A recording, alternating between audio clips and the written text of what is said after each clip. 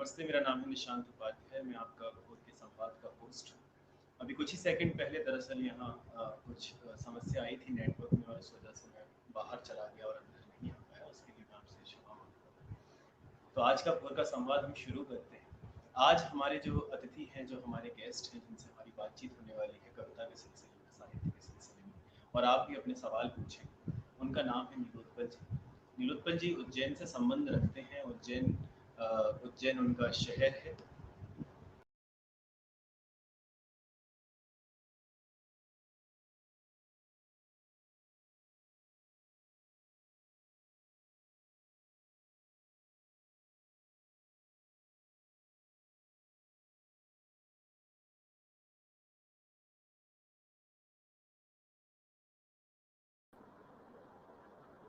नमस्ते। आज जैसा आप देख पा रहे हैं कि नेटवर्क थोड़ी प्रॉब्लम्स कर रहा है, उस वजह से आवाज़ और वीडियो में दिक्कत आ रही है। इसी आशा के साथ कि अब ये दिक्कत नहीं आएगी, मैं फिर से अपने आज के मेहमान का परिचय दे देता हूँ। आज हम जिनसे बात करने जा रहे हैं उनका नाम नीलोत्पल जी है। वे उज्जैन से हैं, कवि हैं, लेखक हैं। उनकी अभी एक नई किताब आई है, समय के बाहर पतझड़ है, जिसमें जो एक कविता संकलन है उसमें उनकी कई तरह की कविताएं हैं जो ना सिर्फ सामाजिक मुद्दों को छूती हैं बल्कि व्यक्तिगत मुद्दों में भी काफ़ी अंदर तक जाती हैं। और मुझे उन कविताओं को पढ़कर ऐसा लगा कि शायद पाठक उसमें खुद को ढूंढ सकता है। लुत्फल जी को विनय दुबे पुरस्कार और वागीश्वरी सम्मान भी मिल चुका है, उससे पुरस्कृत हैं भी। और आज की जो हम बातचीत करेंगे वो इस बारे में करेंगे कि कविता का स्वभाव कैसा है, कवि का स्वभाव कैसा है, क्योंकि नीलोत्पल जी खुद भी अपनी तरह के एक कवि हैं। उनका उनका निज जीवन और उनका जो काव्य है, उनकी जो कविताएं हैं, वो काफ़ी एक दूसरे से एको करता है। तो please let's have Nilotpal sir ji on the screen. नमस्कार। नमस्ते सर, माफ़ी चाहूँगा, शुरू में थोड़ी सी समस्या हुई नेटवर्क के कारण, पर अब हम वापस आ चुके हैं। जी जी सर, सबसे पहले तो मैं आपको बधाई देना चाहूँगा आपके नए कविता संकलन के लिए। बहुत ही अच्छी किताब आपने निकाली है, और वो भी ऐसे समय में जब कोरोना काल चल रहा है। तो ऐसे में किस चीज़ ने आपको रचनाशीलता की तरफ, रचना कर्म से जोड़े रखा? क्योंकि कई लोगों को लगा कि इस अवसाद से घिरे माहौल में शायद रचना कर्म थोड़ा सा कम पड़ गया है या कम हो गया है। तो आप कैसे इस तरह इससे जुड़े रहे? शुक्रिया निशांत। सबसे पहले भोर के सभी साथियों का शुक्रिया, और जो हम ये बातचीत सुन रहे हैं उन सभी मित्रों का स्वागत है। कोरोना काल के बारे में अगर बात करें, क्योंकि वो एक ऐसा पेंडेमिक समय रहा है हम सब साथियों के लिए, या हर मनुष्य के लिए कहूँगा मैं। तो उस दरमियान ये रहा है कि बात अभिव्यक्ति की नहीं होती है। कई दफ़े जो दुःख होता है वो इतना गाढ़ा होता है, इतना प्रगाढ़ होता है कि आपके पास उसको अभिव्यक्त करने के लिए शब्द ही नहीं होते। और ये जो पैंडेमिक जो रहा है और अभी चल भी रहा है, अभी ऐसा नहीं कह सकते कि हम ये चला गया है इसकी वो। लेकिन कोरोना काल में ये बात ज़रूर है कि हम और अधिक मानवीय बनने की कोशिश करें, और मुझे लगता है कविता हमको इसी ओर लेके जाती है।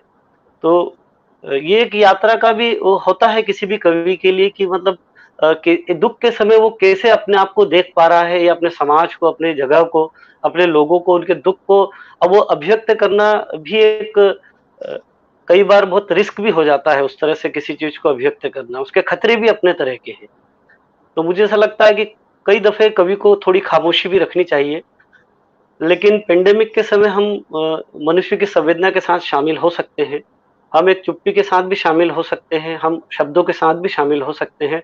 बस उसमें ज़रूरत इतनी है, दरकार इतनी है कि हम उसमें अधिक मानवीय, अधिक करुणा के साथ, अधिक संवेदना के साथ लोगों से जुड़े और मिले, ताकि कुछ शब्द ज़ाया ना हो और हमारी मानवीयता बरकरार रहे, बनी रहे।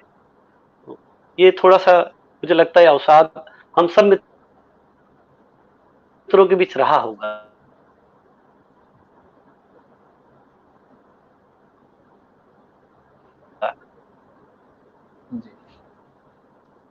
जी। जी। आपने आपने जो संवेदना और अभिव्यक्ति की बात की, इन्हीं दो शब्दों से हम तीसरे शब्द की तरफ जाते हैं, जो कविता है, जो आपकी अभिव्यक्ति है और भोर के कई साथियों का अभिव्यक्ति का जरिया है। सर, कविता आपके लिए क्या है? आपकी परिभाषा, या आप कविता को किस तरह देखते हैं कि कविता क्या है? निशान इसके बारे में, क्योंकि ये बहुत विस्तार से भी मांग करता है अपने आप में इसको बताने के लिए।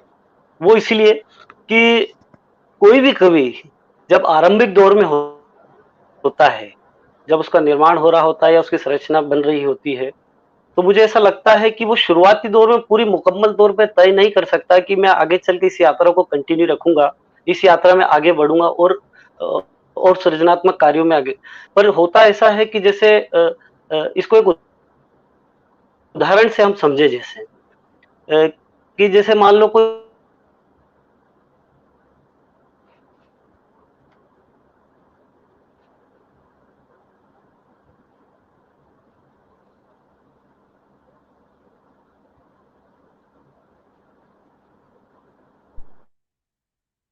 हेलो, आवाज़ आ रहा है निशान? हेलो, हेलो, हेलो, निशान जी आवाज़ आ रहा है? Hello, hello. जी जी सर, हाँ, नेटवर्क का इश्यू हो गया था। हाँ, आप जो बात पूरी कर रहे ओ नो जी, जी, हम उसको कंटिन्यू करते हैं। तो जब पहली के छात्र से यदि कोई पूछे कि यार आप मतलब क्या सब्जेक्ट लेना चाहते हैं, तो शायद वो उस दिन बिल्कुल भी तैयार नहीं होगा और बता भी नहीं पाएगा। तो जब हम पहली कविता लिखते हैं, तो हम बिल्कुल भी इस बात के लिए तैयार नहीं होते हैं कि हम आगे इस यात्रा को और कैसा बढ़ाएँगे और कितनी दूर पे लेके जाएँगे, कहाँ तक लेके जाएँगे। क्योंकि ये बात तो निश्चित है कि हर व्यक्ति की एक अपनी सीमाएँ हैं, उसका अपना एक रुचि है, उसकी अपनी जगह है, सामाजिक हो चाहे जीवन में हो। तो इसी तरह जब वो काम कंटिन्यू करता है, तो वो 10वीं तक आते-आते जो एक समय पकता है हमारे बीच में जो समय बनता है, जो अ, चाहे वो किसी भी तरह वैचारिक रूप से किसी भी तरह का बनता हो, सामाजिक हो, आर्थिक हो, सोशल हो, तो उसी धीरे-धीरे वो तय होता चलता है कि अब हम जो है इस यात्रा को और आगे लेके जाते हैं। हैं। तो जी मेरे लिए जी प्रथमतः तो कविता शुरुआत में इसी तरह से रही कि एक विद्यार्थी की तरह ही मैंने इसको देखा और सीखता रहा, और मैं तो चाहूँगा कि तमाम उम्र में एक विद्यार्थी की तरह ही इसे देखता समझता रहूँ। क्योंकि जैसा कि विस्लावा सिम्बोर्स्का हम सबसे कहती है, और उनका एक बहुत प्रसिद्ध पंक्ति है उनकी कि मैं नहीं जानता। और मुझे ऐसा लगता है किसी भी शोध या अन्वेषण करने वाले छात्र के लिए या कवि के लिए ये पंक्ति बहुत महत्वपूर्ण है।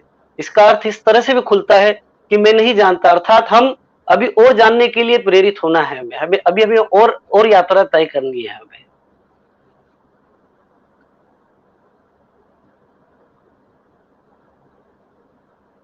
और इसको हाँ, कुछ लगातार उसको इस तरह से काम करना होता है भाषा में, जीवन में, कविता में, और शुरुआत में इसी तरह से बात आगे बढ़ती है। अब वो कितनी प्रगाढ़, कितनी गाढ़ी होगी, कितनी उसकी अभिव्यक्ति में ताकत होगी, ये तो हर कवि के अपनी संवेदना, अपने शब्द, अपने अपने कौशल पर निर्भर करता है।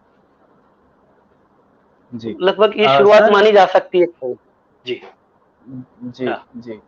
सर, अगर हम बात करें, आप कह रहे थे कि मैं जीवन भर कविता के विद्यार्थी के तौर पर ही रहना चाहता हूँ, पर अब एक काफी लंबा समय हुँ, हो गया है आपको लिखते हुए।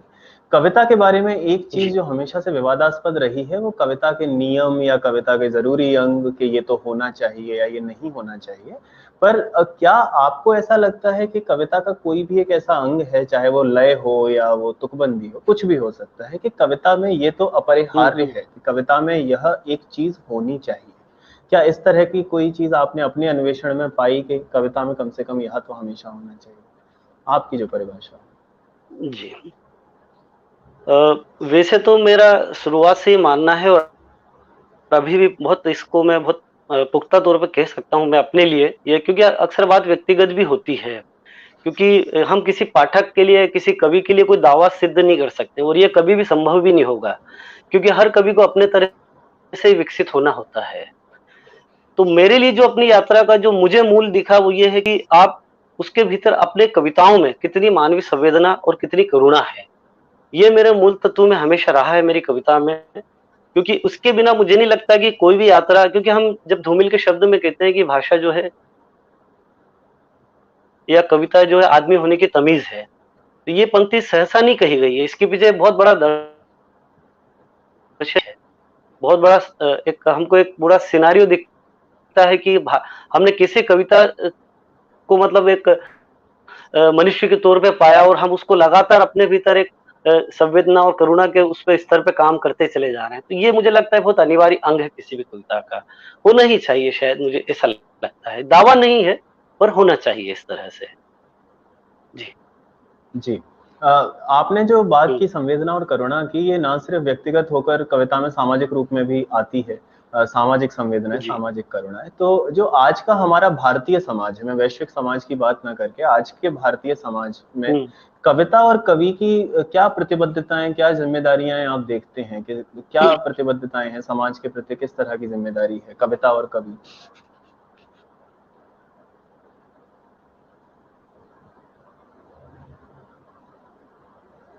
थोड़ा सवाल कुछ सुनने में रह गया, कोई टेक्निकल इश्यू हुआ है शायद। जी, नेटवर्क चला गया था। थोड़ा-सा मैं फिर से पुनः जी, जी, सवाल। जी, जी। मैं ये कहना हाँ। चाहता हूँ कि आप जब संवेदना और करुणा की जो बातें कर रहे थे, तो कविता में संवेदना और करुणा व्यक्तिगत के साथ-साथ सामाजिक संवेदनाएँ, सामाजिक करुणा की भी बात होती है। तो आज के हुँ। भारतीय समाज में कविता और एक कवि की क्या प्रतिबद्धताएँ हैं, क्या ज़िम्मेदारियाँ हैं? उसका क्या रोल है आज के समाज में, कवि और कविता का? अ, कवि के लिए प्रतिबद्ध होना कितना अनिवार्य है, कितना ज़रूरी है, ये एक बहुत अलग बहस का मुद्दा हो सकता है। लेकिन मुझे ऐसा लगता है कि हर कवि या हर लेखक हमारे समाज को, हमारे जीवन को, हमारी संवेदना को एक इस स्तर पे, गरिमा के स्तर पे लेके आना चाहता है, जहाँ हर मनुष्य एक गरिमापूर्ण या कह लें कि जिस तरह से वो उसके साधिकार है, उस तरह से जी सके। प्रतिबद्धता का ऐसा होता है निशान, कि हर कवि के लिए अलग-अलग तरीके से इसके मानक तय होते हैं। मेरे लिए प्रतिबद्ध होना मानवीय तौर पे भी प्रतिबद्ध होना है। मेरे लिए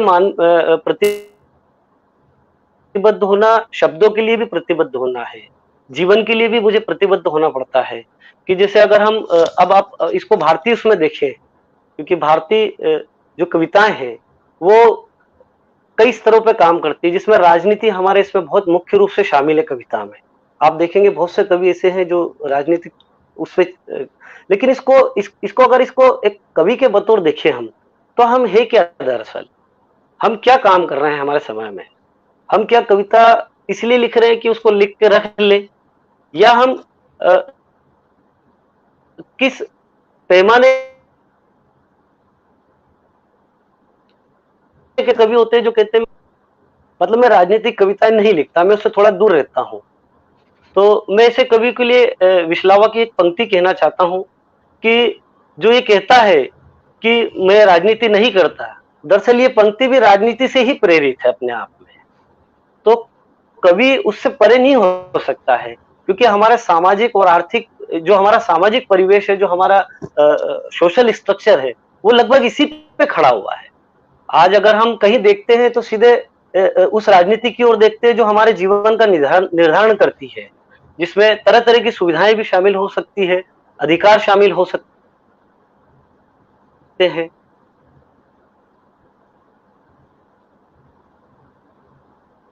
चाहिए और इसके लिए अगर कवि ये निर्धारण करे या कवि ये देखे अपने अंदर, कि जैसे आपके घर है आपका, आपके घर की जो चुनौतियाँ हैं या जो आपके घर की जो ज़रूरतें हैं, क्या आप उससे बचते हैं क्या? क्या आप उससे बचने का प्रयास करते हैं या उससे दूर होने का? ऐसा नहीं हो सकता। आपको अपने घर के लिए हर वो चीज़ जो ज़रूरत की है, उसे जुटाना होगा आपको। चाहे वो आर्थिक स्तर पे हो, चाहे सामाजिक स्तर पे हो, चाहे दोस्ती या पारिवारिक, आपको वो उसकी ज़रूरत जुटानी ही पड़ती है उतनी। मुझे लगता है हमारा मुल्क या हमारी दुनिया उसी तरह से है। अगर आप इसको जोड़ के देखें या इस तरह से देखें कि कवि की कोई कवि का कोई देश तो होता नहीं है, उसकी तो पूरी पृथ्वी है। तो अब जब हमारे घर में अगर कोई समस्या आती है तो हम उससे जूझते हैं, हम उसका हल निकालते हैं, उसको पार पाने का प्रयास करते हैं। तो मुझे लगता है चाहे वो राजनीतिक समस्या हो या कविता के सामने सामाजिक समस्या हो, उससे उसको जूझना ही होता है। बचने का मुझे नहीं लगता कोई रास्ता कोई होना चाहिए। बचने का एक अभिप्राय ये भी हो सकता है कि कवि की रुचि ना हो, लेकिन रुचियाँ सब कुछ निर्धारित नहीं करती है अंततः। आपकी ज़िम्मेदारियाँ, आपके उत्तरदायित्व भी बहुत होते हैं जो जो निर्वाह करते हैं। शुरुआती दौर में कोई नहीं कह सकता आपसे ये कि कविता में मैं मतलब मैं इस तरह की ज़िम्मेदारी निभाऊँगा। लेकिन जैसे जैसे हम शब्दों के प्रति जिम्मेदार होते हैं, अपनी कविता के पाठक जब हमें हमारी कविता का अर्थ बताते हैं, उसकी महती भूमिका बताते हैं, तो हम लगातार उसके प्रति जो एक जिम्मेदार का भाव जो हमारे भीतर आता चलता है। जैसे आज हम बात कर रहे हैं, लगातार मैंने 20 सालों में पहली बार ऐसा पाया कि यार अगर मुझसे कोई बात कर रहा है तो उस शब्द में उतनी जिम्मेदारी होना चाहिए जो मैं कह रहा हूं आपसे। कोई भी बात लफाजी के स्तर पर नहीं हो सकती है। तो इस तरह से मुझे ऐसा लगता है कवि को प्रतिबद्ध होना ही चाहिए। इसमें मुझे कोई गुरेज नहीं, और जो बचने का प्रयास करते हैं वो देख ले अपना कि अपनी कविताओं में किस तरह से जीवन को देखते हैं। और फिर एक सीधी सी एक बात मैं जो हमेशा दोहराता हूं कि जो अपने समय का नहीं है, जो अपने समय में नहीं है, वो फिर किसी भी समय का नहीं है। कितना भी बड़ा मतलब सृजन किया गया हो, वो अपने समय की चिंताओं, उसके सरोकारों, उसके मूल्यों को लेकर ही किया गया है। आप इससे बच नहीं सकते। अगर बचना चाहें तो फिर मेरे पास कवि के लिए कोई हिदायत नहीं है, और वैसे भी कवि के लिए कोई हिदायत होती भी नहीं है। वो एक स्वतंत्र विचारक है, अपने ढंग से बात तय कर सकते। ये मैंने महसूस किया अपनी यात्रा में। तो अपने समय में होना, अपनी चिंताओं को समझना, अपने मुल्क की हो चाहे अपने घर की हो चाहे पूरे दुनिया की हो, उसका आकलन या उस तक जाना अगर जाता है कवि, क्योंकि वो विस्तार का क्षेत्र तो कवि अपने ढंग से चुनता है ना। तो इस तरह से भी मैं कविताओं को देखता हूं कि हमें जो है मतलब इस तरह से भी प्रतिबद्ध हुआ जाता है। कोई राजनीतिक रूप से पूर्णतः प्रतिबद्ध होना उसको नहीं कहते हैं। हम मनुष्यता के लिए भी प्रतिबद्ध हो सकते हैं, हम जीवन के लिए प्रतिबद्ध हो सकते हैं, हम भाषा के लिए प्रतिबद्ध हो सकते हैं, अपनी प्रकृति के लिए प्रतिबद्ध हो सकते हैं। मैं तो प्रकृति को अपने भीतर बहुत सन्नद्धि पाता हूं अपने भीतर। तो मुझे ऐसा लगता है कि होना चाहिए एक कवि के लिए। बचना कोई उपाय नहीं है, बस अंततः मैं कहूंगा इस विषय पर।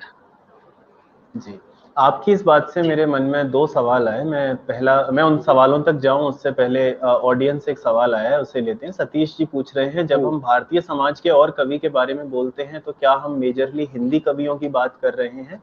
अगर नहीं तो अन्य भाषा में ऐसे कौन से कवि हैं जिन्होंने समाज निर्माण में मदद करी है?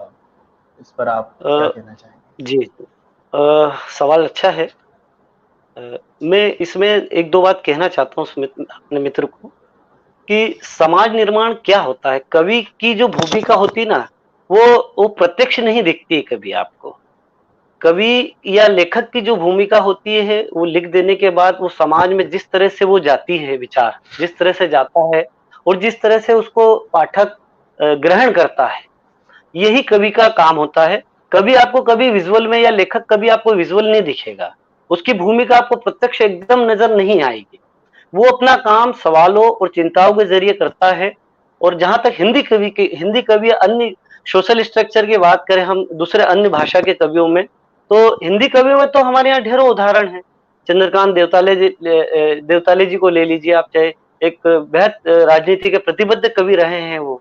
मतलब उन्होंने तो उस वक्त वो रच दिया है जो आज की परिस्थितियां हम लगातार जो फासिस्ट दौर का जो हम चलन देख रहे हैं इन दिनों, वो उन्होंने 14 के पहले रच दिया है उन्होंने। तो एक कवि भविष्य की तरफ इस तरह देख सकता है, ये मुझे भी चौंकाया इन दिनों उन्होंने, देवताले जी ने। क्योंकि जब मेरा उनसे परिचय हुआ तो 2007-8 के 5-6 के दरमियान हुआ है। उन दिनों मैं फासिस्ट शब्द को इतने गहरे अर्थ में नहीं समझ पाता था।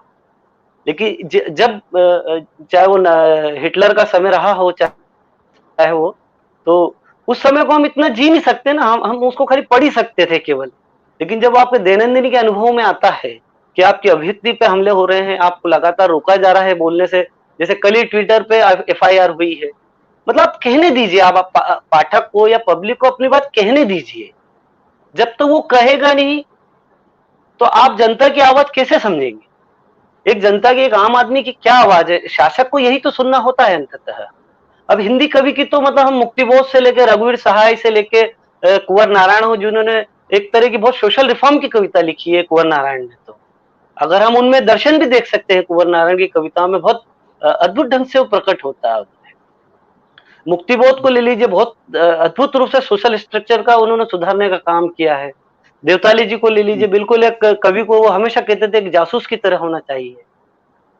इसके अभिप्राय यही है। अब बाहर के कवियों में मैं देखूं, नेरुदा को देखता हूं, जिन्होंने सन 60-70 में अमेरिका को दानव नगरी कह दिया था। ये उस वक्त की बात है कि कवि की ताकत दिखी, अब उस वक्त कह रहा है ये इतने शक्तिशाली मुल्क को वो कह रहा है कि अमेरिका एक दानव नगरी है। मैं मार्केस की बात करता हूं जिसको हम जादू यथार्थवाद का लेखक कहते हैं।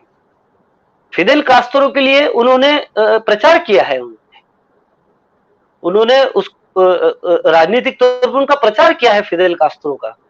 तो कवि की भूमिका है। चिले के कवि रहे हैं, महाकवि रहे हैं अपने पाब्लो नेरुदा। अगर आप उनकी कविताएं पढ़े तो वो राजनीति से लेके यूं तो कवि के कई आयाम होते हैं, हम एक खांचे में नहीं बांट सकते कवि को। कवि का जीवन बहुत विश्रंखलित भी होता है और बहुत व्यापक भी होता है। हम यह आज नहीं कह सकते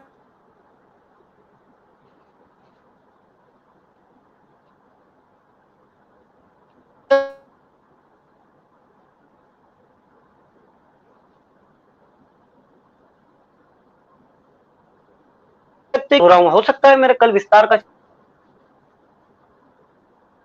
तो ये बात और है निशान जी की कवि को कितनी वो मिलती है इसकी क्रेडिट। लेकिन आपको मैं एक और बात बताऊं,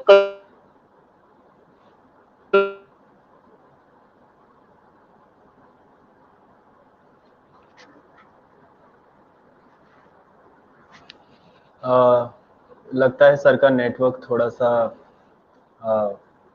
अभी दिक्कत कर रहा है, तो जो साथी देख रहे हैं वो हमसे जुड़े रहें, कुछ समय में फिर से नेटवर्क सही होगा। दरअसल बारिश का मौसम है तो हर शहर में, खासकर सेंट्रल इंडिया में शाम के वक्त बारिश होने लगती है। सर का फिर से नेटवर्क सही हो गया। सर आप कुछ बता रहे थे, एक्चुअली वो आवाज़ और वीडियो चला गया था इसीलिए मैंने बीच में बोला। तो आप कुछ बात बता रहे थे सर, आप मुझे सुन पा रहे हैं?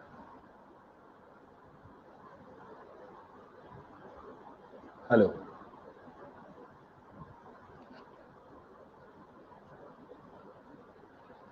जी जी, अभी हाँ आप कुछ बोल रहे थे जी, वो नेटवर्क हाँ इशू आ गया था, आप अभी बताइए। जी जी हाँ, तो मुझे यही लगता है कि एक कवि जो है, चाहे वो भारतीय समाज का कवि हो, अपने हिंदी परिवेश का कवि हो, चाहे मलयाली हो, चाहे उड़िया का कवि हो। आप सच्चिदानंद जी को देखिए, लगातार वे हमेशा सोशल और इस राजनीतिक इशू पे बात करते रहे और कविता लिखते रहे हैं और बहुत ताकत से लिखते रहे हैं। तो हमारे यहाँ कवि हैं इस तरह के। और भारतीय तो राजनीति कभी मतलब दूर हो ही नहीं सकता, वो उसका हिस्सा है। अब ये और बात है कि हम बहुत चतुराई से बचने की कोशिश करें। आप उसका हिस्सा हैं, आप समझिए सिस्टम का हिस्सा है, आप इससे कैसे बचेंगे? अगर सिस्टम किसी को एक को प्रभावित करता तो ऐसा संभव ही नहीं कि कल को वो आपको नहीं कर सकता है। तो ये बात इतनी सी होती है कि चेतना के स्तर पे इसको इस तरह से समझना हो। बाकी कोई होता है कि किसी की अपनी प्रकृति जैसे दर्शन में ज्यादा लगती है, किसी की प्रकृति में ज्यादा लगती है, हम वहां उसको, उस कवि को या उस लेखक को स्वतंत्र छोड़ देना है।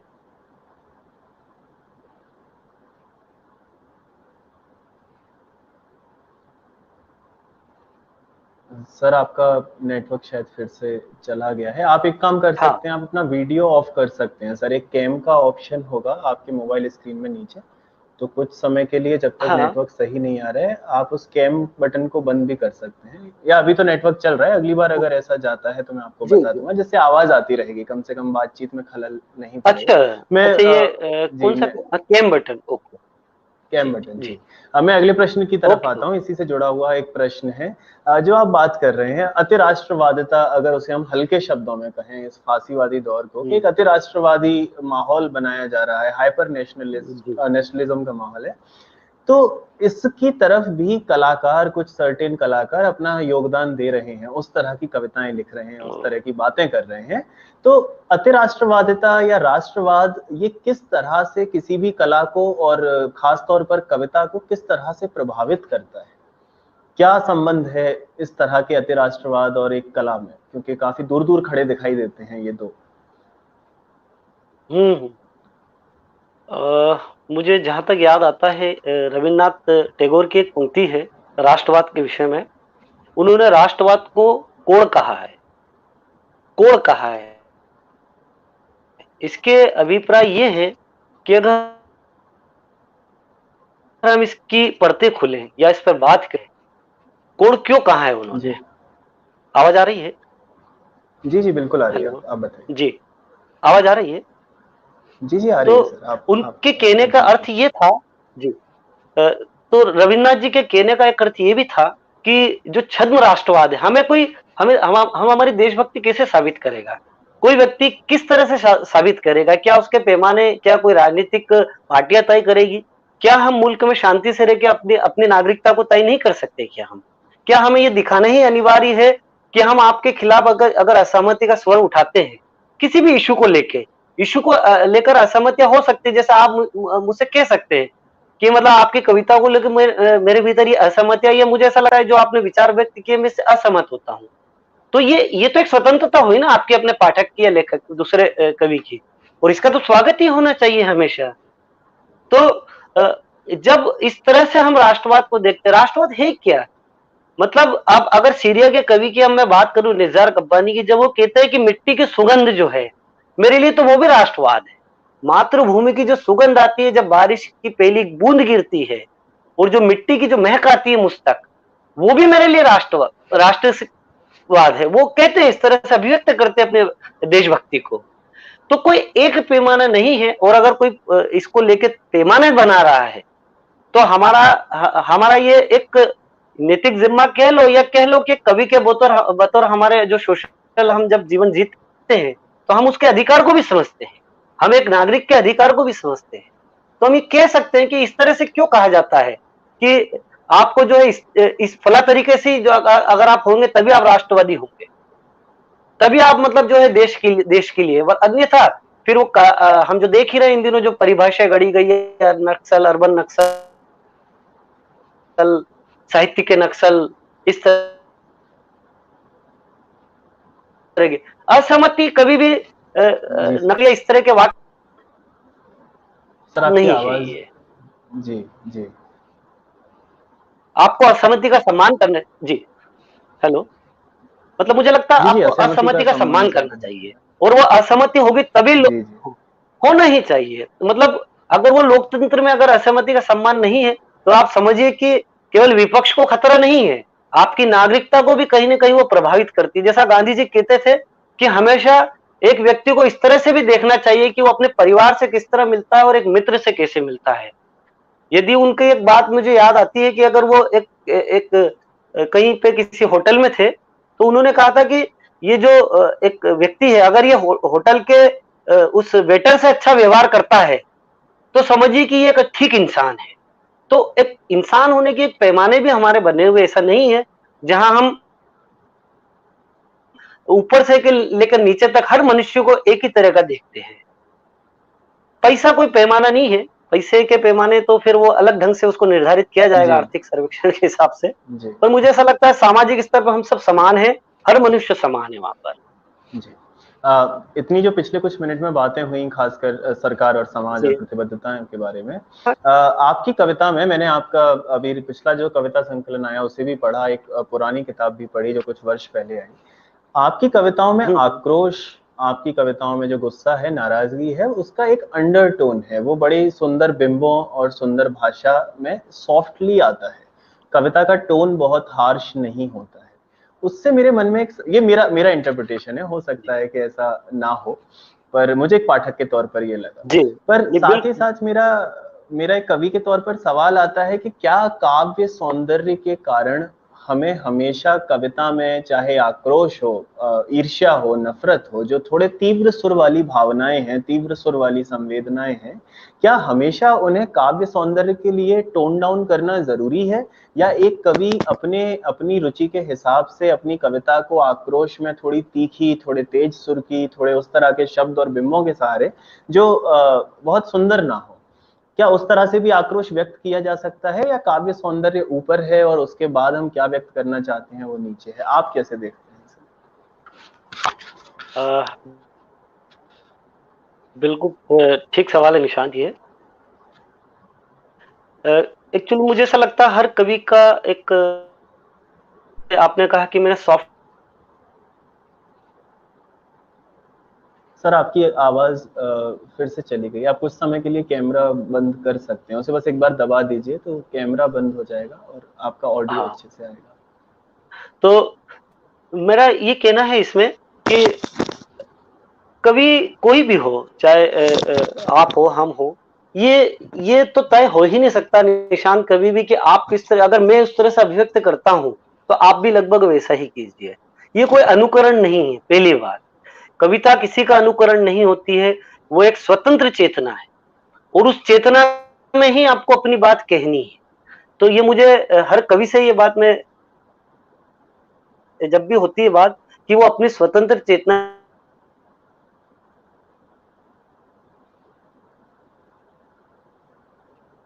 के साथ ही विकसित हो। अगर किसी कवि का उस पर प्रभाव आ रहा है तो एक तो ये, दूसरा क्या है कि अभिव्यक्त करने के सबके अपने तरीके हैं। मुझे सॉफ्ट तरीका इसलिए अच्छा लगता है कि मैं जब प्रकृति के करीब जाता हूं तो प्रकृति में कोई भी चीज का हल्ला नहीं देखा मैंने। वह हर चीज इतने शांत तरीके से घटती है, इतने शांत तरीके से हो जाती है कि एक पूरा संसार घट गया है एक दिन में और आपको पता ही न चला है। तो ये कमाल की खूबसूरती, ये कारीगरी मुझे प्रकृति ने दी है। अगर उसके लिए बहुत हार्श होने की जरूरत नहीं है, आपको अपने बहुत लाउड होने की जरूरत नहीं है। मुझे ऐसा लगा कि अगर अधिक लाउड होते तो कई बार ऐसा होता है कि कोमल स्वर दब जाते हैं। जैसे चीख में हम देखते हैं ना, किसी चीख में बहुत कोमल, जैसे अगर 10 व्यक्ति चीख रहे हो तो उसमें कोई जो धीमे फुसफुसा रहा है या बुदबुदा रहा है तो वो आवाज निश्चित दब जाएगी, वो आवाज आप तक, उस पाठक तक नहीं आएगी। तो मुझे लगता है कविता तो वो बुदबुदाना भी है एक तरह का। आप हर वक्त हाश एक ही टोन में नहीं हो सकते हैं। तो मुझे प्रकृति ने ये दिया है, मतलब मैंने प्रकृति से ही सीखा ये सब लगभग, कि आप अपनी अभिव्यक्तियां इतनी कुशलता से करें, इतनी उससे करें कि सामने मतलब उसी तरह से उतर आए वो।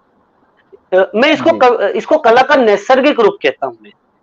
मतलब कला अगर अपने नैसर्गिक रूप में आपके सामने आ रही है और किसी तरह का उसमें मुलम्मा नहीं चढ़ा है तो ये समझिए कि एक कवि ने अपनी यात्रा में कुछ हद तक एक दूरी तय की है। कोई दावा नहीं किया है, सिर्फ दूरी तय की है बस। ये उसमें मेरा कहना है। ज्यादा हाश होने की मुझे महसूस जरूरत नहीं हुई। कुछ कवि हैं जो लाउड होते हैं, जो बोलते हैं, लेकिन मैं उनका भी स्वागत करता हूं क्योंकि कविता ने मुझे ये कविता को ही रचते हुए, मुझे सृजन करते हुए ऐसा लगा कि दुनिया तो बहुत भिन्न रंगों से भरी हुई है। हम किसी को ये नहीं कह सकते कि लाउड वाली कविता खराब होगी या सॉफ्ट टोन वाली कविताएं बहुत अच्छी होंगी। ऐसा कोई पैमाना नहीं है। और फिर पाठक की रुचियां हैं, पाठक अपने ढंग से कवि को चुन लेता है और ये उतना हमें पाठक की स्वतंत्रता पे छोड़ देना चाहिए कि, और फिर कवि, हाँ एक और चीज है कि जब भी कोई पाठक किसी कवि को पढ़ने जाए तो किसी भी तरह का पूर्वग्रह न रखे। अन्यथा क्या होगा निशान जी, कि मुझे ऐसा लगता है कि फिर वो कवि के साथ वो उसी दृष्टिकोण से देखना शुरू करेगा जिस कवि को वो बहुत अधिक पसंद करता है। तो होगा ये कि वो उस कवि के साथ पूरी तरह धस नहीं पाएगा या पूरी तरह उतर नहीं पाएगा उस कवि के साथ। हमें बिल्कुल एक एम्प्टी होके, एक बिल्कुल रिक्त कोश लेके उसके साथ जाना चाहिए, उसको समझना चाहिए। अगर कवि से आपको कुछ मिलता है, कुछ ऐसी पंक्तियां या ऐसी बात या ऐसा कोई विचार, तो मुझे लगता है किसी के काम आ सकती है तो एक बेहतर बात होगी। इसके अलावा मुझे नहीं लगता कि किसी कवि को कोई पूर्वाग्रह लेके पढ़ना चाहिए। इससे मुक्त रहना चाहिए कवि को, किसी भी पाठक को भी। जी, ये जो आपने पूर्वाग्रह की बात करी कि किसी तरह का पूर्वाग्रह नहीं रखना चाहिए। पूर्वाग्रह बुरा और अच्छा दोनों तरीके का हो सकता है। एक बहुत पुरानी बहस है कला में कि कला और उस कलाकार और उसकी कलाकृति को साथ में देखा जाए या अलग अलग देखा जाए। अभी जब आप नेरुदा की बात कर रहे थे, नेरुदा महाकवि हैं और उनके बारे में सब जानते हैं, उन्होंने जिस तरह का योगदान दिया। मगर हाल ही के कुछ समय में मैं सिर्फ नेरुदा का उदाहरण नहीं ले रहा हूँ, पर नेरुदा जी के ऊपर कुछ ऐसी बात सेक्सुअल ऑफेंडर के तौर पर वो देखे गए, या हमारे समाज में ऐसे कई अच्छे कलाकार हैं जिनकी कला उत्कृष्ट स्तर की है, मगर शायद उनके निज जीवन में उन्होंने कुछ सर्टेन तरह का उन्होंने असामाजिक कार्य किया हुआ है। तो एक कलाकार की या एक कवि का निज जीवन और उसकी कविता, इन दोनों के बीच कितना परस्पर संबंध है? क्या ये सच में एक दूसरे से अलग है या एक दूसरे में गुथे हुए हैं? आप इसे कहाँ देखते हैं? सर, क्या आपको मेरी आवाज आ रही है? अगर नेटवर्क इश्यू है सर तो आप कैमरा कुछ समय बंद कर सकते हैं, कुछ समय के लिए 2-3 मिनट बाद आप ऑन कर लीजिएगा। क्या मेरा सवाल आप सुन पाए? और ये कनू को हटा दे वहां से। जी हेलो। सवाल सुन नहीं पाया निशान जी। कोई बात नहीं सर। मैं एक्चुअली क्या थोड़ा जगह प्लेस चेंज कर रहा हूँ मैं थोड़ा सा, मुझे ऐसा लगा कि प्लेस चेंज करना पड़ा। आप अपना समय ले लीजिए, तब तक मैं दर्शक से बात कर लेता हूँ जी। तो जैसा कि आप देख रहे हैं, आज बातचीत बहुत सुंदर हो रही है और निरुत्पल जी अपनी तरह के कवि हैं, जैसा मैंने शुरुआत में बताया। हालांकि नेटवर्क के कारण थोड़े से रुकावटें आ रही हैं, पर ये तो शायद हर अच्छी चीज के साथ है। जैसे ही कुछ अच्छी चीज होती है तो यज्ञ में जैसे विघ्न आते थे, तो इस सुंदर बातचीत में कुछ मौसमी विघ्न आ रहे हैं।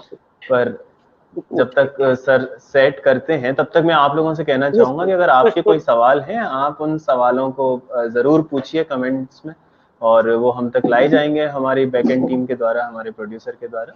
और मैं जो सवाल पूछना आपसे चाह रहा था, मैं फिर से उस सवाल को पूछता हूँ, और थोड़ा समय उसमें इसीलिए लिया क्योंकि वो जरूरी सवाल है। लोग कलाकार और कलाकृति, कवि और कविता, चित्रकार और उसकी तस्वीरें, पेंटिंग्स, इसके ऊपर एक विवाद है कि इनको एक साथ देखा जाए समग्रता में या अलग अलग। क्योंकि जैसे नेरुदा महाकवि थे, या हमारे यहाँ के कुछ ख्यात सिंगर्स, कुछ बड़े घरानों के सिंगर या बड़े एक्टर्स, ऐसा देखा गया है कि उन्होंने अपना कला में काम तो बहुत ही कमाल का किया, मगर उन्होंने निज जीवन में किसी ना किसी तरह की गलत चीजों को अंजाम दिया, गलत कामों को अंजाम दिया। तो ऐसे में कलाकार के निज जीवन का उसकी कला से क्या संबंध आप देखते हैं? कि क्या हम कवि की कविताओं को उसके निज जीवन से एकदम अलग देखें, या वो परस्पर एक दूसरे से जुड़े हुए हैं? आप कहाँ पाते हैं इस रिश्ते को, कलाकार और उसकी कलाकृति? इसको हम 2-3 बातों से समझ सकते हैं जी। निजी जीवन क्या होता है ना, वो हर व्यक्ति का, उसकी अपनी स्वतंत्रता है, वो कैसे उसको जीना चाहता है। चाहे नेरुदा पे सेक्सुअली इस तरह के आरोप लगे हों, हमारे हिंदी के कई कवि ऐसे हैं जिन पे कुछ आरोप लगे हैं।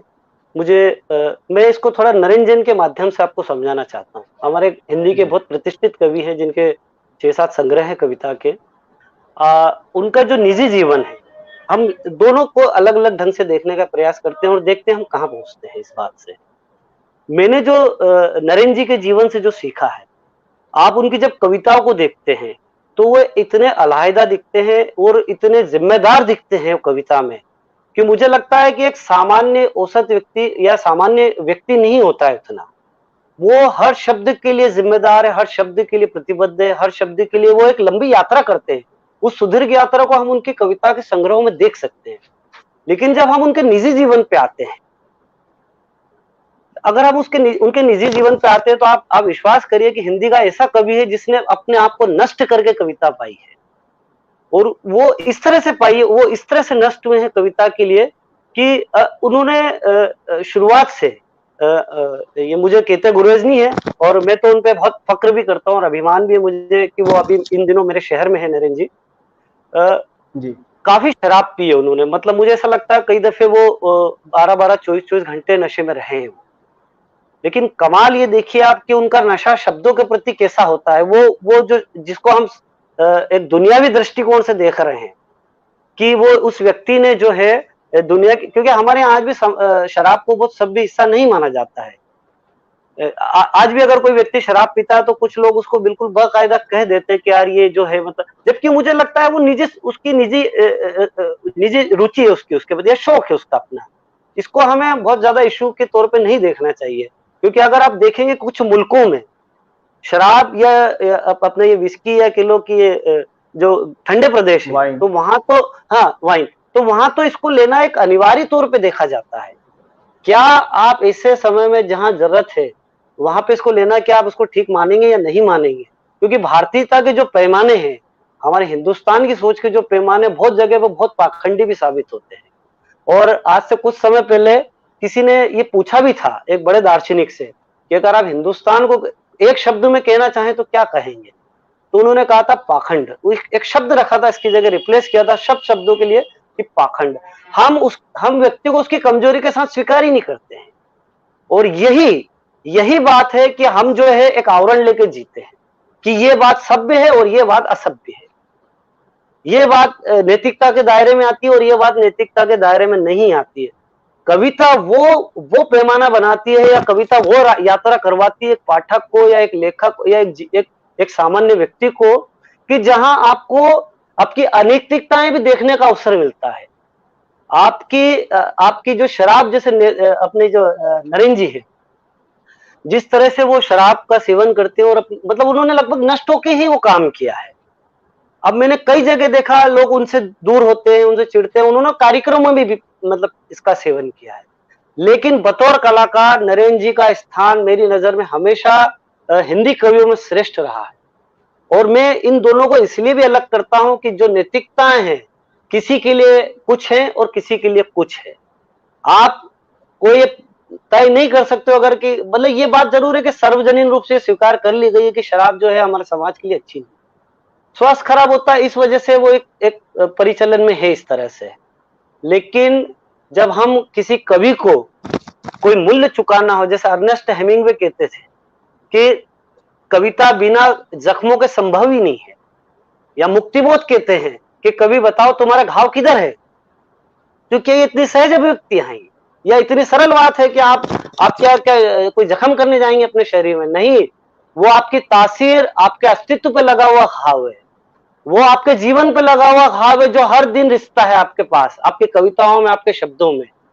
तो मुझे दोस्तोयेव्स्की को देखिए आप, दोस्तोयेव्स्की को, महान उपन्यासकार, बिल्कुल शराब में, कर्जे में, जुए की लत थी, पूरा डुबो लिया। लेकिन जब उनकी पत्नी से पूछा गया अंतिम समय में कि इन्होंने आपके सारे गहने और ये इस तरह से लेके जो है मतलब आपको बर्बाद कर दिया, आपको क्या दिया, तो वो कितना सुंदर बात कहती है। मतलब मुझे लगता है ये शायद ये बात मुझे ऐसा लगता है कहना चाहिए। वो यूं कहती है उस सवाल करने वाले से कि मैंने गहनों से प्रेम नहीं किया था, मैंने उस लेखक से प्रेम किया था, उसके शब्दों से प्रेम किया था। अगर मैं उसके उस बात के लिए मिट भी जाती हूँ तो मेरे मन में कौन सा मलाल है, मैंने तो उसके शब्दों को पाया, उस व्यक्ति को पाया जिसे मैं पसंद करती थी। तो ये जो इस तरह का जो द्वंद्व है हमारे समाज में, या स्वीकारिता है, मुझे लगता है स्वीकारिता को कभी कम करता है, उस अनैतिकता की ओर भी जाता है जहां पे मानवीय संवेदना छुपी हुई है, जहां पे हम शरदचंद्र को देख सकते हैं। आपको याद होगा वो निषिद्ध क्षेत्र में जाके उन्होंने काम किया है, देवदास जैसा उपन्यास रचा है। क्या हम एक घर में बैठ के कल्पना कर सकते हैं? क्या एक लेखक ये घर में बैठ के कल्पना कर सकता है कि वहां क्या क्या होता है, उनकी बस्ती में क्या घटता है, क्या होता है, कैसा उनका जीवन है, कितने उथल पुथल, कितने संघर्षों का जीवन, कितने अपमान का जीवन, कितनी जिल्लत का जीवन है। तो ये शरदचंद्र जब वहां गए तभी तो ये काम हो पाया। लेकिन इसके बाद हमारा कवि, हमारा जो लेखक है, बिल्कुल अपनी अभिव्यक्ति को ताकत से लिखता है और इस समाज के चरित्र को बिल्कुल उघाड़ कर रख देता है। मुझे नहीं लगता है कि इस तरह से किसी को भी लेखक को देखने का पैमाना होना चाहिए जी। और जो देखता है उसको सबसे पहले अपनी जो सामाजिक नैतिकताएं हैं उससे मुक्त होना पड़ेगा, वरना आप कभी भी बहुत लंबी यात्रा नहीं कर पाएंगे उन 4 चीजों में, 5 चीजों में जो नैतिकता के आवरण गढ़ दिए गए हैं हमारे समाज में, आप उन्हीं के बीच फंसे रह जाएंगे, आप लंबी यात्रा नहीं करेंगे। अगर आपको यात्रा करनी है तो ये आक्षेप आपको सहना पड़ेगा।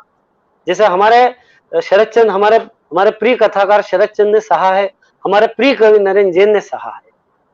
मुक्तिबोध तमाम दुविधाओं, प्रेमचंद ने तमाम दुविधाओं के बावजूद, आर्थिक संकट के बावजूद भी लेखन को जारी रखा। तो इसका अर्थ है उन्होंने कोई मूल्य चुकाया अपने लेखन। तो इसको इस तरह से भी देखना चाहिए। जी, मैं बिल्कुल दर्शकों से आग्रह करूंगा कि आप लोग जो ये बात सुन रहे हैं इस बारे में सोचें और हमें अभी या बाद में भी जरूर कमेंट्स में बताएं कि आप क्या सोचते हैं, और आप बिल्कुल अलग भी सोच सकते हैं। यहाँ तो हामी भरने का कोई वो नहीं है। सर आपने एक बात जो बात कही उससे मेरा ध्यान आकर्षित हुआ कि अगर आप अपनी 4-5 सामाजिक नैतिकताओं की जो आप बात कर रहे थे उनमें फंसे रहेंगे, उससे मैं एक दूसरा सवाल पूछ रहा हूँ क्राफ्ट के बारे में। मुझे कई बार लगता है कि ज्यादातर कवि या कुछ कवि उनके कुछ फ्रेजेस रहते हैं, कुछ शब्द रहते हैं, कुछ बिंब रहते हैं जिनकी तरफ वो बार बार लौटते हैं अपनी कविताओं में, अपने लिखने में। उस तरह का वो कुछ एक रेपुटेशन होता है, जिसके उदाहरण के तौर पर मैं निर्मल वर्मा जी का नाम लेना चाहूंगा। अगर हम निर्मल वर्मा जी का फिक्शनल गद्य देखें तो जो मेरी समझ है बहुत ज्यादा वैरायटी शब्दों की उस तरह से नहीं है। सिमिलर कुछ शब्द हैं, धुंध है, भाप है, हृदय है, पर उसके अंदर रहकर भी निर्मल वर्मा जी हर किताब में, हर कहानी में कुछ नया रच देते हैं। तो मैं आपसे, आपकी भी मुझे कुछ पुनरावृत्ति लगी, जैसे पत्ते हैं उसमें, आपके कुछ फ्रेज में प्रकृति का काफी कुछ है जैसा आपने कहा। तो ये रेपिटेटिव जो फ्रेजेस और वर्ड्स किसी कवि के बन जाते हैं, जिनकी लगातार पुनरावृत्ति होती है, वो एक कवि को कलाकार के तौर पर कमजोर करते हैं या मजबूत करते हैं? इसे किस तरह देखा जाए? बिल्कुल, बहुत अच्छा सवाल है और मुझे लगता है बिना लगातार ये काम किए बिना ये सवाल आ भी नहीं सकता है। बहुत अच्छा सवाल है निशान। ये बात तो निश्चित होती है कि हमारे हर कवि, लेखक या व्यक्ति की बोल लो, मैं तो कभी भी जीवन को कविता से वैसा देखता ही नहीं हूँ। मैं तो जैसा जीवन देखता हूँ वैसी कविताएं देखता हूँ। तो मुझे लगता है कुछ प्रिय चीजें तो होती है अंततः हर व्यक्ति की अपनी, चाहे वो प्रेम हो, चाहे शब्द हो, चाहे पत्ते हो, चाहे प्रकृति हो और चाहे संगीत हो। वो प्रिय चीजें होती है। चाहे निर्मल वर्मा जी में भी वही रहा है, भाप है, धुंध है, कोहरा है और उस तरह से। लेकिन इसके बाद हमें ये देखना अनिवार्य है कि उसने उन शब्दों का सहारा लेके बार-बार लेकर भी अपनी उस जो कहानी है या उपन्यास है या कोई वैचारिक लेख है या कविता है, उसको कैसे आगे बढ़ाया है। क्योंकि अंततः जो होता है ना, मतलब मुझे लगता है शब्द रिपीट हो सकते हैं पर विचार कभी रिपीट नहीं होना चाहिए। ये बहुत बड़ी बात है। लेकिन यहीं हमें मुक्तिबोध जो है वो शब्दों का अथाह भंडार नजर आते हैं। तो लेकिन इसके बावजूद उनमें भी रिपीटेशन नहीं दिखता है। तो ये बड़े कलाकार का कौशल ही होता है, बड़े कला। उन्होंने अपनी यात्रा को इतनी संजीदगी से लिया है, इतनी आत्मीयता से आत्मसात किया होता है कि वो शब्द उनके बाधक नहीं बनते फिर ऐसा लगेगा जरूर पढ़ने वाले को कि यार वही पत्ता है, वही कीड़ा है, वही धुंध है, वही भाप है, वही कोहरा है, वही चीजें हैं, प्रेम बार-बार। लेकिन अगर आप उसकी गहराई में उस पंक्तियों को देखते जाएंगे तो आपको अगर उसमें जब विचार अगर नया नहीं मिलता है, कुछ ऐसी यात्रा नहीं दिखती है, कुछ ऐसी पंक्ति नहीं दिखती है आपको कि यार ये उससे कुछ भिन्न जुदा ना हो या अलग ना हो, तब मुझे लगता है कि फिर कवि पे थोड़ा सा सोचने की जरूरत, उस कवि को भी सोचने की जरूरत है हमें। क्योंकि मुख्य जो बिंदु है जब किसी भी उसका होता है, कई बार कविता में विचार ना भी होता है, वो सुंदरता होती है। कविता तो मतलब ये समझ लीजिए कि हम जितनी परिभाषाएं गढ़ते हैं, ये मैंने हमेशा ये पाया है कि जो भी उसको परिभाषित करता है वो उसको सीमित ही करता है। दरअसल मैं हमेशा कविता को हर परिभाषा से मुक्त पाता हूँ। अगर कोई कहता है इस तरह से लिखा जाता है तो वो उस कवि का सच हो सकता है।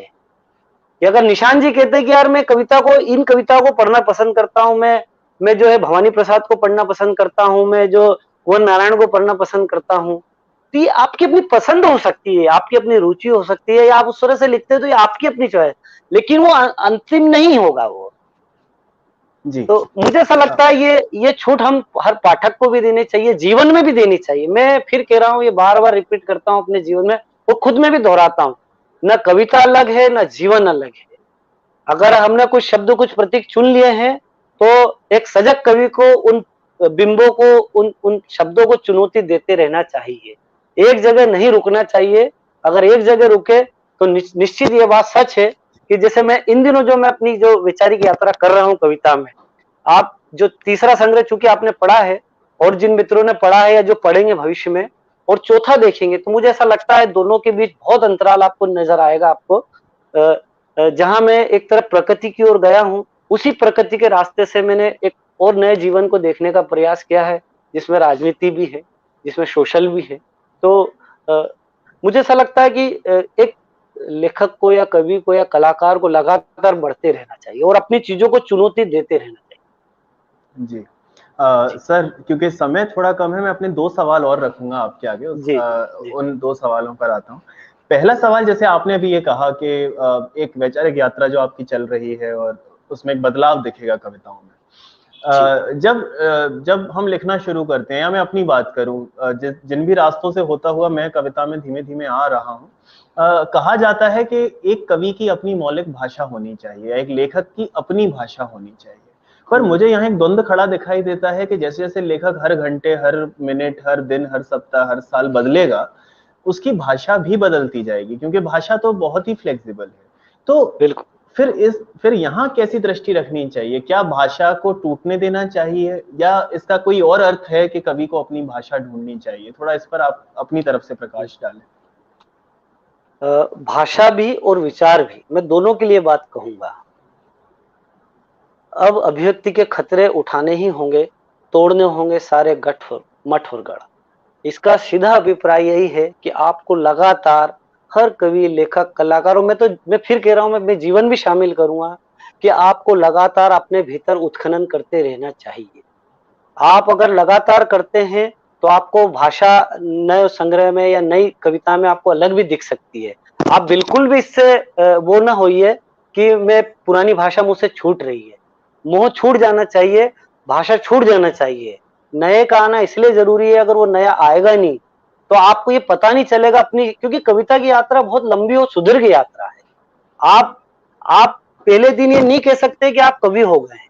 हो सकता है आप 10 संकलन के बाद भी ना कह पाए ये बात, कि मैं अपने बारे में हमेशा ये रखता हूं अपनी बात, कि मैं अभी यात्रा कर रहा हूं। कब क्या मिलेगा मुझे अपनी इस यात्रा में मैं नहीं जानता।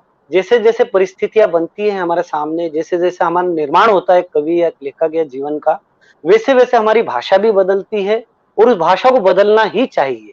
अगर हम किसी मोह के कारण अगर हम उसमें फंसे हुए हैं, तो मुझे लगता है कवि उस अपने क्या कहते हैं, वो शब्द है इसका, कि अपने कवि किसी अतीत के मोह को छोड़ नहीं पा रहा है।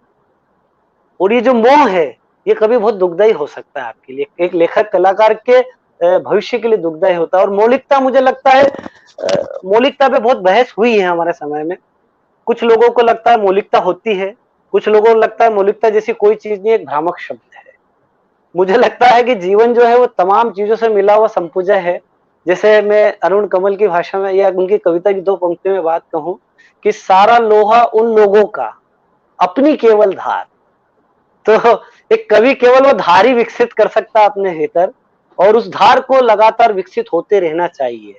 लगातार लगातार परिमार्जित होते रहना चाहिए, लगातार उसमें शोध होते रहना चाहिए, कि कवि केवल कवि नहीं है, वो शोध भी है, वो अन्वेषण भी कर रहा है, वो कुछ खोज भी रहा है, वो जासूस भी है, वो एक पाठक भी है। तो वो उसके बहुत सारे बहुआयामी अर्थ खुलते हैं कवि के। वो खुद अपनी कविता का खुद पाठक भी हो सकता है, और कई बार तो मैं अपनी कविताओं को पढ़ के खुद भी खारिज कर देता हूँ। लेकिन वो एक हिस्सा है मेरे जीवन का, आप उससे बच नहीं सकते। अगर मैंने लिख दिया है कुछ और वो प्रकाशित हो गया है पाठकों के साथ, तो कुछ पाठक उसके साथ सुरुचिपूर्ण उसको पढ़ लेंगे, सहमत भी होंगे। लेकिन कई बार जब मुझसे पूछते हैं, आज मैं हमेशा वर्तमान में जीना ज्यादा पसंद करता हूँ। इसलिए मैं कहता हूँ जो आज का नहीं है वो किसी भी समय का नहीं। अपने समय को जीना ही हर बड़े लेखक या कलाकार का काम रहा है। आप देखिए कितनी भी बड़ी चुनौतियां है वो अपने समय में ही गढ़ी गई है, अपने ही समय में उनको रचा गया है। अपने कोई और समय नहीं होता किसी व्यक्ति के लिए, एक ही समय है और उसी समय में आपको रहना है। अगर आपको ये भ्रम है कि हम राजनीति से दूर रहते हैं या हम कुछ और कारणों से उससे दूर रहते हैं, उन चीजों से, तो ये कवि की अपनी सोच है और उसका भी सम्मान है अपने जी। जी, आप ये जो बात कर रहे थे, मैं अपने आखिरी प्रश्न की तरफ आ रहा हूँ।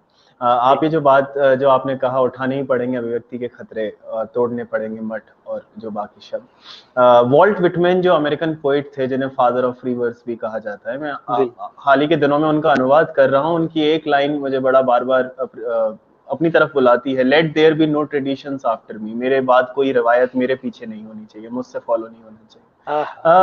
तो उसके बाद उस वॉल्ट विटमैन ने जो फ्री वर्स चालू किया है, आतुकांत कविता, जो बाद में हिंदी में भी अच्छे से एस्टेब्लिश हो रही है अभी भी, तो एक प्रश्न मेरे दिमाग में उठता है कि आजकल जिस तरह की कविताएं आमतौर पर रची जा रही हैं, आप अपनी कविताएं देखिए या हम हेमंत दादा की कविता देखें, इनफैक्ट मेरी भी बहुत छोटी सी कविताएं देखें, कोशिश की जाती है कि अलग अलग बिंब रहते हैं। एक 3-4 पंक्तियों के समूह में कोई अलग बात होती है, फिर कोई अलग बात होती है, फिर कोई अलग बात होती है, पर कहीं कोई एक ऐसा एब्स्ट्रैक्ट सा महीन धागा होता है जो पूरी कविता को बांधे रखता है, जो पाठक के अंदर एक अनुभूति जगाता है। बहुत अच्छी बात, बहुत अच्छा सवाल।